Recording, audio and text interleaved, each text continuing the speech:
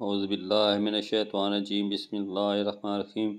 جنگل کیسے بنتے ہیں؟ کسی علاقے میں اگر زمین خالی چھوڑ دی جائے تو کچھ عرصے کے بعد وہاں کئی پودے اگ جائیں گے، اور ان پودوں کے ساتھ وہاں کیڑے مکوڑے بھی آباد ہونا شروع ہو جائیں گے، کیونکہ ان پودوں سے ان کو رہنے کی جگہ اور خوراک ملے گی۔ پرندے کیڑوں کا شکار کرتے ہیں اور ان کو گھونسلے بنانے کے لیے درختوں کی ضرورت ہوتی ہے، تو اس لیے وہاں پرندے بھی آباد ہو جاتے ہیں۔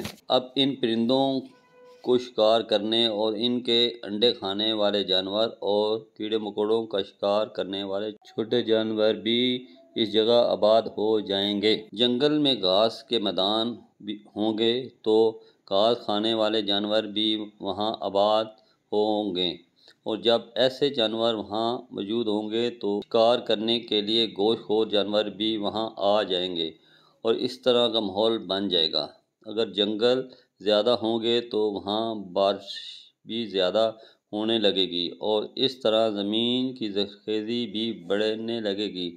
جنگل دنیا کے ہر اس علاقے میں پیدا ہو سکتا ہے جہاں کا درجہ حرارت گرمی کے موسم میں 10 ڈگری سینٹی گریڈ سے زیادہ رہتا ہو، اور جہاں بارش 70 سینٹی میٹر سے زیادہ ہو۔